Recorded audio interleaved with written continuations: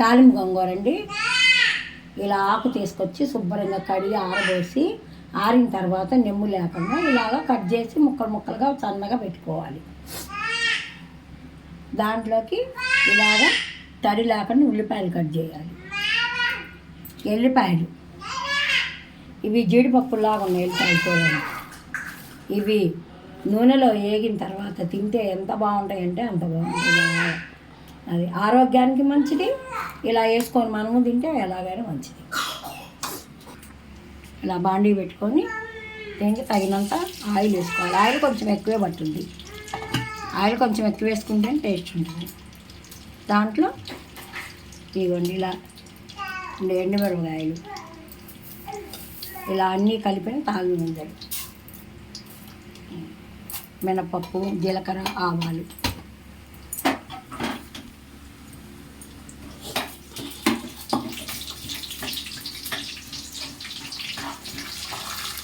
ఇవి కొంచెం అలా వేగంగానే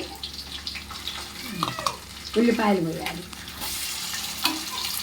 ఉల్లిపాయలు వేయగానే ఎల్లిపాయలు కూడా వేయాలి. ఈ రెండు కలిపి కోసామనుకోండి పేలకనే ఉంటాయి. బాగా మెత్తగా సన్న మంట మీద ఎగుతి చాలా బాగుంటుంది. ఇలా కలబెట్టి కొంచెం మూత పెట్టి సన్న మంట మీద ఉంటే ఉల్లిగడ్డలు, ఎల్లిపాయలు సన్నగా మగ్గుతాయి.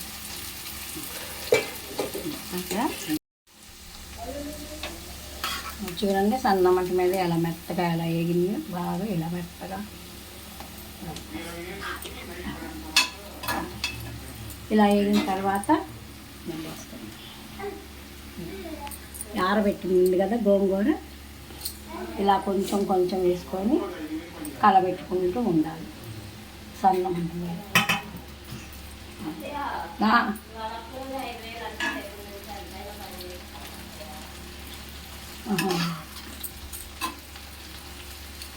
కొంచెం పసుపు వేయాలి. ఇలా వేసిన తర్వాత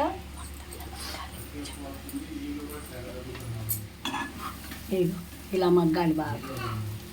ఇలా మగ్గిన తర్వాత కొంచెం పసుపు వేసిన తర్వాత ఉప్పు, పావు గ్లాస్ ఉప్పు,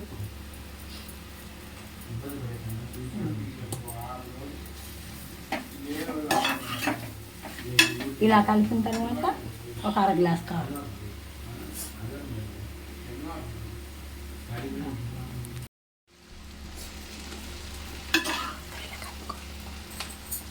ఇలా కొంచెం కొంచెం వేసిన తర్వాత ఇలా మగ్గుతుంటే చూడండి. ఏదైనా సన్న మంట చేయాలి. ఇలా మగ్గుతుంది.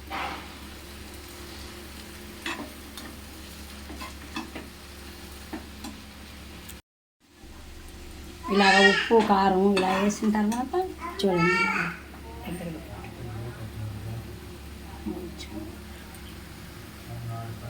చూడండి ఎలా కలిసింది బాగా. ఉప్పు, కారం చూడండి ఎంత బాగుంది, ఎంత కలర్ఫుల్గా ఉందో. ఇది తింటే వేడి వేడి అన్నంలో ఉంటుంది. ఇంకా వేరే వాటితో పనే లేదు. ఈ ఒక్క దాంతోనే తినేయచ్చు. ఒక 2 గిద్దలు బియ్యం అంత ఆకలి వేస్తుంది. చూడండి ఎంత బాగుంది.